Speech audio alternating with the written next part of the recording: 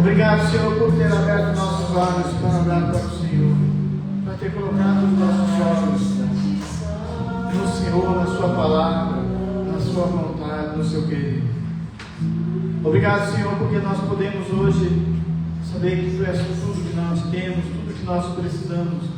Tu és a nossa força, Tu és a nossa alegria, Tu és a nossa satisfação, Tu és o nosso livramento, Tu és o nosso escudo, Tu és a nossa defesa, Tu és o Deus que batalha as nossas batalhas, o Deus que cuida de cada um de nós em todas as circunstâncias, Senhor.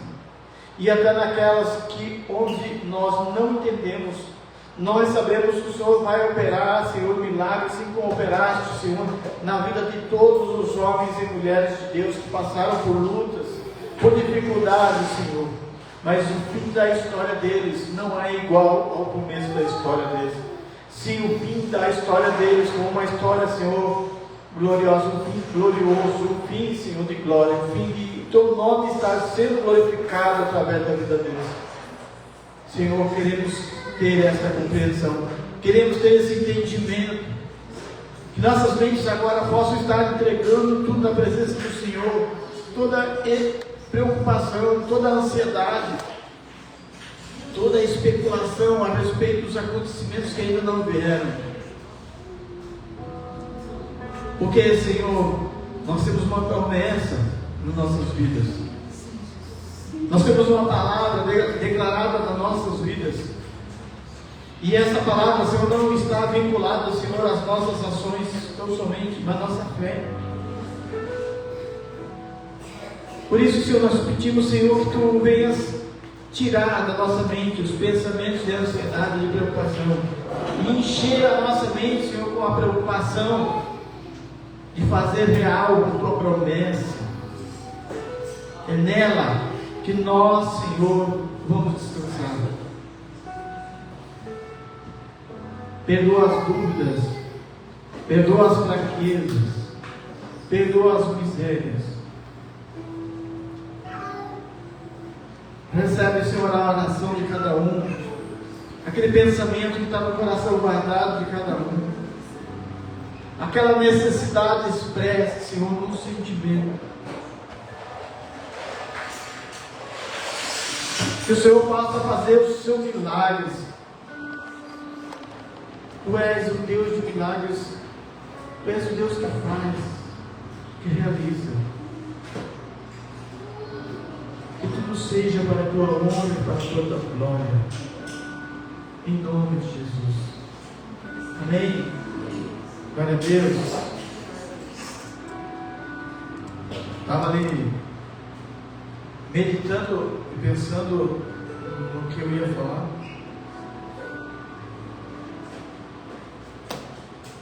E me veio um sentimento assim de pretensão.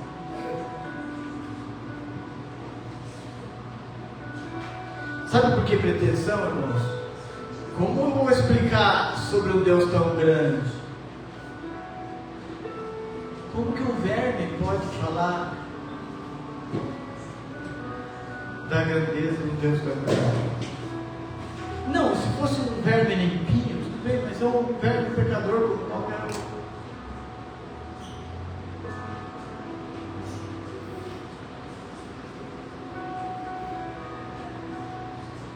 Só isso já dá um motivo para a gente ficar pensando, né? Você está preocupado com alguma coisa? Aí ele escolhe a gente para falar dele, para ser embaixador dele, para falar no nome dele, e muitas horas para agir em nome dele, com a autoridade dele. É muita pretensão. Mas Ele que colocou essa pretensão em nós. Eu não vou me esconder dentro do buraco por causa disso, mas eu vou ficar rindo até a orelha. E quando Ele me escolheu, eu já sabia que eu era um pecador. Sim ou não? E Ele me rejeitou por isso? Não. Mesma coisa com você. Você tem lutas, Todo mundo tem lutas. Mas hoje é essa, amanhã será outra. Não fique tão aflito com essa não, porque senão você não vai aguentar outra. Se fortaleça com essa. Se fortaleça a tua fé com essa. Se apegue a mais a Deus com essa tua luta de hoje. E nunca esquecendo de olhar para dentro de você.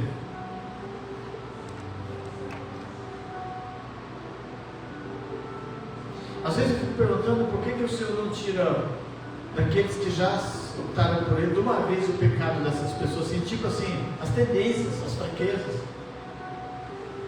Eu acredito, irmãos, que Deus não quer tirar. Por um simples motivo. Quando a gente parar de olhar para nós e ver a nossa miséria, nós vamos olhar para os outros e ver a dos outros, que a gente já vê naturalmente, tendo a nossa, e achando que a gente é melhor, e acha que vai se achar que é melhor que os outros.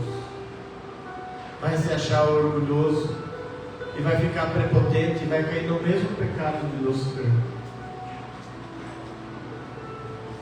Então, feliz de você, que ainda olha para a sua vida, e vê que é pequeno, você é pecador. Mas uma coisa eu digo para você, que não seja esse o motivo para você se afastar do teu Senhor. Que esse seja o motivo para você se aproximar mais dele, porque isso mostra que você e eu somos dependentes mais dele. Somos mais dependentes dele. Amém? Então vamos falar desse Deus tão grande. Evangelho de Lucas, no capítulo 5, versículo 27. Foi onde a gente parou, né? Nos evangelhos parecidos, os sinóticos, está em Mateus 9, 13 e Marcos 2, 13 e 17. Eu digo para os irmãos, quando você estiver lendo uma Bíblia que tem essas citações, vai lá e lê também no outro evangelho, vê quais as diferenças, quais as palavras a mais. Talvez uma palavra colocada de uma forma diferente vai fazer você ter um entendimento melhor. E se você não tiver um entendimento disso, hoje você tem as inteligências artificiais para descobrir o significado e a origem das palavras, e também tem um detalhe, você ainda tem os dicionários antigos. Hoje nós podemos dizer que o Aurélio, não o pastor, mas o dicionário Aurélio é antigo, né? Antiquado, né? Porque hoje você não precisa. Quem está usando o dicionário ainda para descobrir significado de palavras? Hoje todo mundo dá uma bugada lá em significado da palavra tal, etimologia da palavra tal, sentido histórico da palavra tal. Vamos lá? Depois disso o quê? De ter levantado aquele paralítico, Jesus saiu e viu um cobrador de impostos, chamado Levi, sentado no lugar onde os impostos eram pagos. Jesus lhe disse: venha comigo. O cobrador de impostos era mal visto, não por ser simples cobrador de impostos. O salário dele não tinha que tirar um a mais. Ele cobrava uma taxa a mais. Era 10%, ele cobrava 12%. Os 2% era dele. Então ele era visto como um traidor da própria nação de Israel, porque os impostos eram pagos para Roma. Então por isso que era tido como pecadores, publicanos. E Jesus lhe disse: venha comigo. Levi se levantou, deixou tudo e seguiu Jesus. Então Levi fez para Jesus uma grande festa na sua casa. Ali havia muitos cobradores de impostos e outras pessoas que estavam sentadas com eles.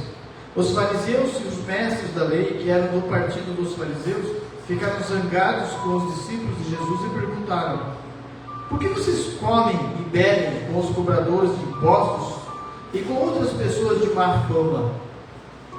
Jesus respondeu: Os que têm saúde não precisam de médico, mas sim os doentes.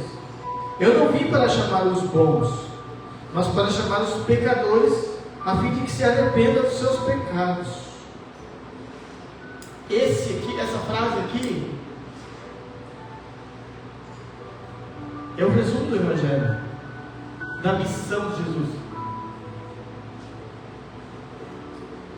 Já tinha um seriado que falava: me sigam os bons? Não, Jesus diz assim: me sigam os maus. Quem faria uma loucura dessa? Todo mundo quer timar a vida, que se sente pecador, que se sente miserável, que se sente desprezado, que se sente que está numa situação errada. Vem comigo, sentem comigo. E ele chama todas essas pessoas que se sentem assim, não para mantê-las assim. Venha como estás, mas não fique como estás. O Senhor manda, você pede para você mudar. Ele disse: não são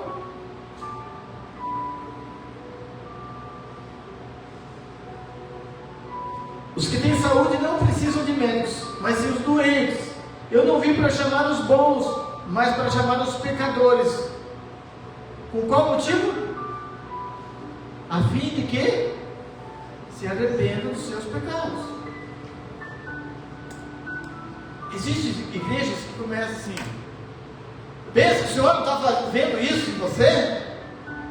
Pensa que o Senhor não está vendo o que a Senhora está fazendo? Sim, o Senhor está vendo, o diabo está vendo, e a gente sabe o que a gente está fazendo. É ou não? Quem aqui não tem consciência dos seus próprios erros? Alguém aqui não sabe o que é pecado? Quem aqui não sabe o que é pecado? A Cris levantou a mão. Quem aqui não sabe, irmãos? Todos nós sabemos. Dentro de nós, a gente até abaixa os faróis, né? Quando fala: você vai vir um cara que vai revelar a vida aqui. O cara nem vem na igreja. Ou nada. Vai que ele fala meus podres lá no altar. Então por que o Senhor chama os pecadores e senta à mesa com os pecadores? Ele é um médico. Ele sabe que os pecadores estão doentes, que estão necessitados da graça. É Ele que traz o remédio. Ele chama a conversão. Então, venha como estás, mas não para ficar como estás. Algumas doenças, algumas situações, elas saram rapidinho, né? Por exemplo, ontem à noite, a sensação que eu tinha que eu ia amanhecer podre hoje de gripe. Doía o corpo, parece até que estava com febre. Amanheci. Então, tem doenças que saram assim. Agora tem doenças que precisam de quimioterapia, de inalação, de tratamento contínuo, de tratamento profilático. Não é isso que é usado? Não, difícil, né? Profilático, né? Deve ser para os filhos, né? Profilático. Tratamento continuado. Quem tem problema de depressão alta, por exemplo, não pode se apartar do remédio. Então tem pecados, irmãos, que eles são fáceis de ser resolvidos, mas tem pecados que são como um verme em nós. A gente sabe que está lá, a gente pede perdão, faz errado de novo, pede perdão, faz errado de novo. Eu não sei se com vocês assim, eu estou falando de mim, tá? Mas o meu Senhor, quando falava de perdão, ele falava para o Pedro perdoar 70 vezes 7, certo? Sim ou não? Sim ou não? Será que ele perdoa menos que isso? Será que ele perdoa menos que isso? 70 vezes 7? Não. É tanto que o Salmo diz que as suas misericórdias se renovam toda manhã. Mas não vamos abusar da sorte. Nem todo mundo vai ter a chance do ladrão aos pés da cruz que morreu do lado de Jesus.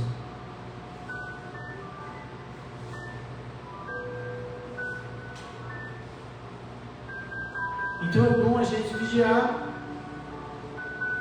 mais do que orar. Porque quem não vigia não adianta orar.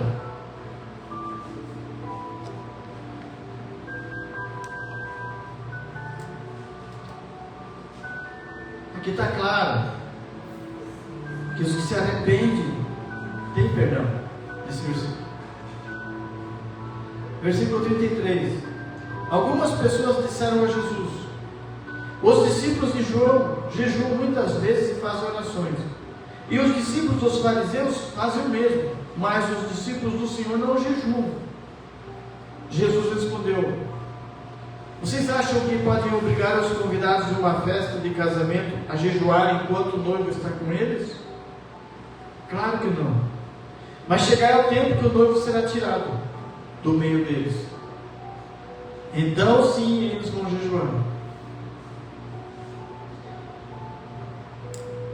Jesus não disse que o jejum não era importante, mas ele disse que o jejum é oportuno.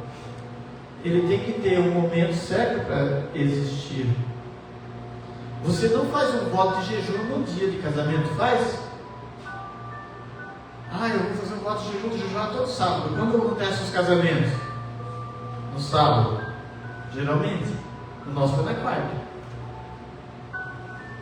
Imagina você ir para uma festa de casamento e não poder participar daquele momento. E ele está usando esse exemplo. Enquanto o noivo está na festa, enquanto eles estão em festa, não é hora de jejuar. Mas o noivo será tirado. E o noivo foi tirado? Sim ou não? Então nós estamos no tempo de ter jejum. Não é um jejum legalista onde eu vou dar norma para vocês jejuarem. Não. Eu vou pôr a lei, todos serão obrigados a jejuar tal dia, de tal hora, tal... Não. Você tem um Senhor sobre sua vida. Sim ou não? Se você tem um Senhor sobre sua vida, e Ele, como Ele jejuou, nós também temos que jejuar. E o jejum é muito importante para aquele que está sedento de fazer a vontade de Deus. Nossa, como é importante. Não é um jejum para conquistar bens materiais. Não é um jejum para ver o inimigo cair. Não é um jejum para ficar magro. Não, é um jejum com objetivo. Eu até digo, um dos jejuns que é mais agradável a Deus é quando a gente jejua pedindo perdão dos próprios pecados e mais da presença do Senhor, mostrando para o Senhor com o jejum que eu quero que vale mais a presença dele do que o alimento que eu como, que a presença dele me alimenta mais do que o pão que eu como. Aí é o jejum verdadeiro. Depois disso o inimigo vai cair, as portas vão se abrir, as perseguições vão cessar. Eu tenho vivido um tempo assim de Deus tem posto defesa, não sei se eu contei, mas nesses últimos dias, cada dia tem uma história. Nas últimas 2 semanas foi bem paz, mas teve uma semana que numa semana teve luta umas 2 vezes, mas as 2 vezes que levantou a luta, alguém se levantou do meu lado para me defender, e eu fiquei surpresa. Uma das pessoas que se levantou para me defender, pus ela numa situação complicada até. Por quê?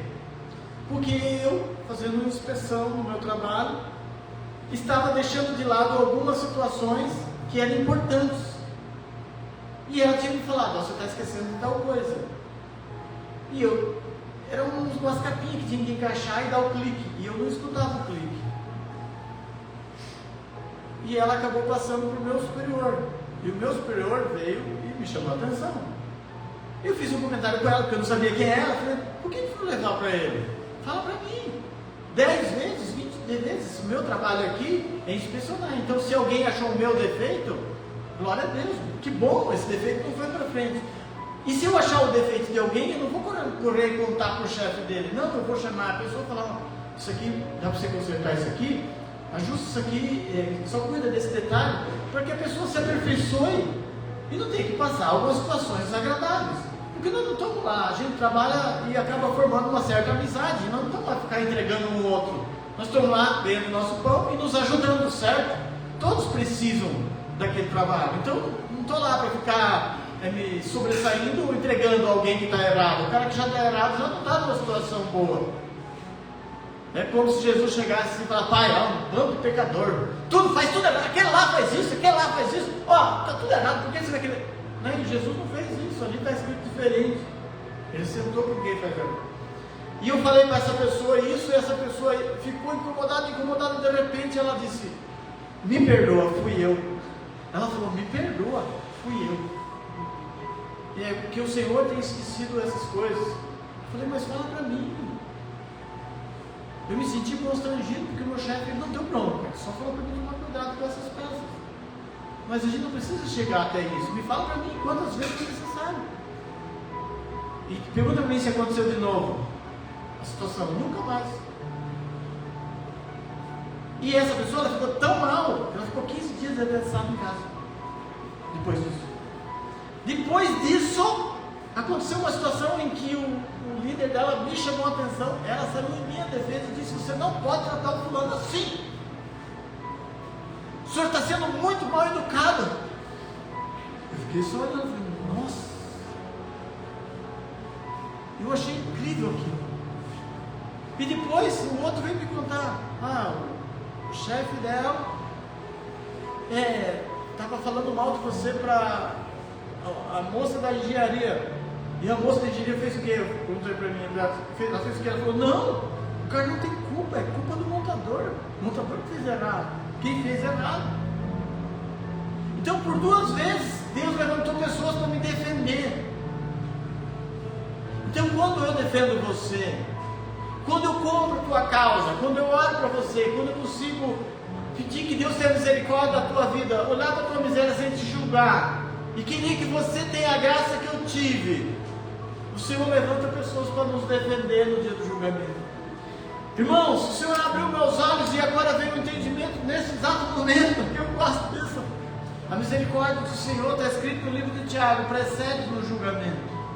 Sabe, a misericórdia é como se fosse um ente, uma pessoa que ela chega antes, no dia do julgamento. Ela chega lá e se apresenta e fala assim: não, ele usou de mim, pro fulano, pro Beltrano, pro ciclano. E aí Deus vai olhar para mim e vai falar assim: então que seja usada a mesma medida para você. Misericórdia.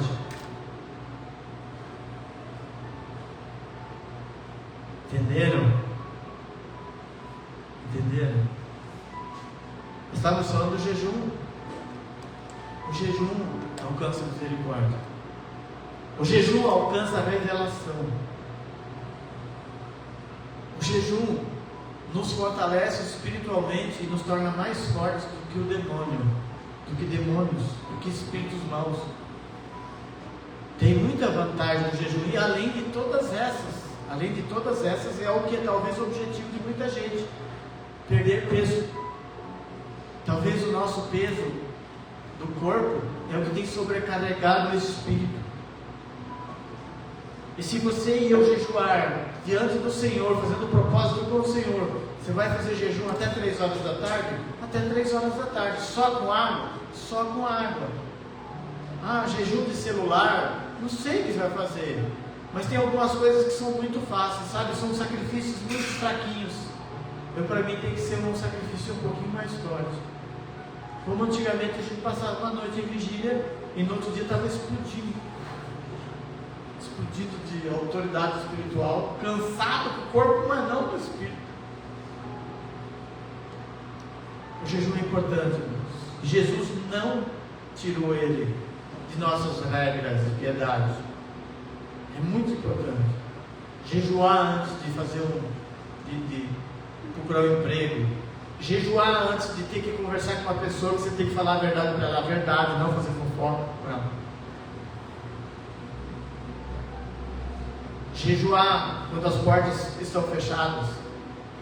Jejuar quando as notícias não estão favoráveis, para que Deus traga livramento. E se esse jejum for acompanhado de uma oração na madrugada, irmãos, ninguém pode deter você. Ninguém, nenhum demônio pode tirar o que Deus tem preparado para a sua vida. E volto a dizer, não será o seu pecado que vai impedir a graça chegar, será a sua falta de fé, falta de acreditar na misericórdia de Deus, falta de confessar o seu pecado e pedir perdão. Então não será as tuas fraquezas que vão impedir você de alcançar a graça de Deus. A única fraqueza que a gente não pode deixar acontecer é a falta de fé no Senhor, de ter intimidade com Ele. 36. Jesus fez também esta comparação: ninguém corta um pedaço de roupa nova para remendar roupa velha. Se alguém fizer isso, estraga a roupa nova, e o pedaço do pano novo não combina com a roupa velha. Irmãos, nós sabemos muito bem, aqui está falando da roupa, e aqui hoje nós temos, as costureiras têm um monte de retalho, né? Naquele tempo não tinha retalho. Uma roupa nova era uma roupa inteira. Você pega uma roupa nova inteira, corta um pedaço dela para remendar uma roupa velha? Tem alguma lógica nisso? Mesmo porque a roupa velha, quando se fala roupa velha aqui, irmãos, está falando de roupa velha. Sabe aquela roupa velha que é pano de prato, que se você puxa assim ela já estoura? Então você vai pegar um tecido bom, que está firme, que não arrebenta, e vai costurar numa roupa dessa? Tem a costureira lá que pode provar que isso não existe. A gente só faz no nosso tempo quando vai para a festa junina, né? Mas nem é buraco que tem na roupa, a gente põe um retalho em cima só para fazer de conta. Então essa comparação que Jesus está falando assim, não adianta vocês jejuarem sem entender nada. Não adianta vocês jejuarem por causa da novidade de vida, se vocês ainda estão com a ideia velha de jejuar por obrigação, de jejuar por lei, de jejuar por imposição. Não adianta vocês fazer as coisas, tentar colocar coisa nova numa ação velha. Vocês já perceberam que geralmente a gente mais, eu vou falar isso para alguém não se zangar, que tem um pouquinho mais de idade, a gente tem dificuldade com música nova, e a gente é muito analítico quando vai escutar a letra da música, para ver o que ela diz. Não é só os mais velhos, até o pessoal mais inteligente já faz isso. Opa, mas essa letra aí não está batendo. E olha a outra comparação que ele fez: ninguém põe vinho novo em odre velho. Se alguém fizer isso, o odre rebenta e o vinho se perde, e os outros odres ficam estragados. Gente, o odre era uma garrafa feita de couro de cabrito. E o couro velho é couro ressecado. O vinho, já por sua vez, vinho novo, ele fermenta, ele ferve. Quem já viu o vinho ser feito? Se você tiver a oportunidade de visitar uma vinícola, ou de agora não precisa mais, você vê no YouTube como que é feito. Ele borbulha depois que é amassada a uva e vai para os grandes vidros assim, ou barris. Acho que é vidros, porque senão pega gosto, né? Depois vai para barris. Ele ferve. E aquilo é que nem um fermento. Agora vocês imaginam pôr um vinho novo num odre velho, ressecado. Ele vai explodir. É um saco assim, com um cano assim, com uma rolha amarrada em cima assim. Hoje, se você procura na internet, antigamente era difícil, né? Tinha que dar desenho para as pessoas. Hoje você vai no Google e pergunta: como era feito um odre no tempo de Jesus? Hoje, se a gente quisesse até usar ali, né, uma guia diferente para colocar lá, podia fazer a pergunta rapidinho, mas hoje não. Mas a gente podia fazer para a imagem de um odre. Então, o vinho velho, ele não fermenta. Então, geralmente é posto vinho novo em odre novo, e os dois envelhecem juntos. Então, o que ele está querendo dizer? Não adianta a gente pôr um costume novo em pessoa que já está ressecada. Porque lembra do contexto, quem é que estava perguntando? os doutores da lei e os fariseus. E a pergunta não era para ter explicação, era para fazer acusação. Era para tentar achar o meio de acusar de alguma coisa. E ninguém quer vinho novo depois de beber vinho velho, pois diz: o vinho velho é melhor. Há umas igrejas que fazem do vinho um demônio, né? Endemoniado é quem fala isso, porque está aqui na Bíblia, então não deve ser demônio. Todo mundo sabe que o vinho envelhecido é caríssimo, não é? Quanto mais velho o vinho, mais. Eu não sei distinguir nada disso. Para mim, tem que ter açúcar, tem que ser doce, senão para mim não serve. Mas para bom entendedor, o degustador de vinhos, isso aqui diz muito. Ninguém quer vinho novo depois de beber do vinho velho, pois diz: o vinho velho é melhor. O que está querendo dizer? Vocês, doutores da lei, vocês não vão entender, vocês estão acostumados com o vinho velho. É como se Jesus dissesse: eu sou o vinho novo.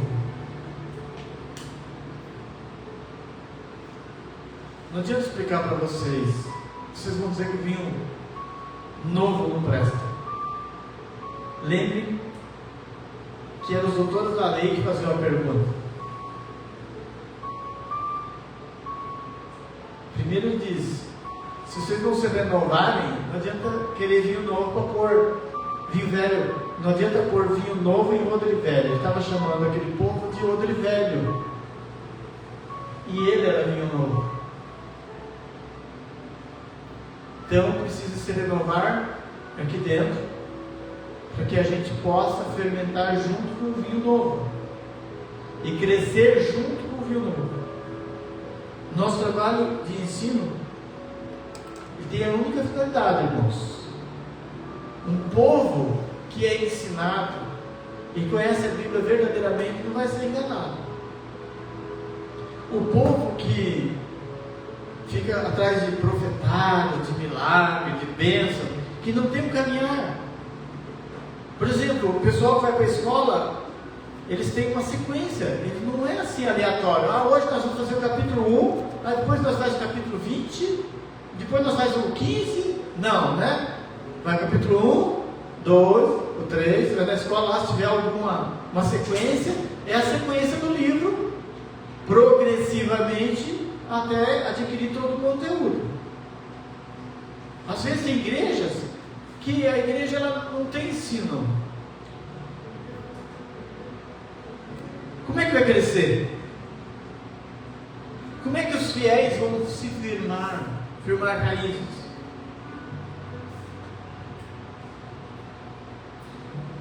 Tem que ter uma sequência de ensino, tem que ter um caminhar. Por isso que é muito importante a gente estar guardando essas meditações. Um dia, se Deus aprover que comece a vir pessoas, nós não precisamos falar de novo. Nós vamos pegar essas meditações e vamos falar: você vai estudar esse tema nessa noite, ou nessa semana, e você vai dar um resumo do que você entendeu, e assim a gente vai caminhar igual. Mas não é a minha opinião, graças a Deus, é a opinião do Evangelho. Amém? Vamos fechar nossos olhos?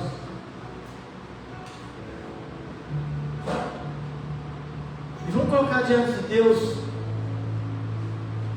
o nosso desejo de entendimento, o nosso desejo de compreensão. Colocamos diante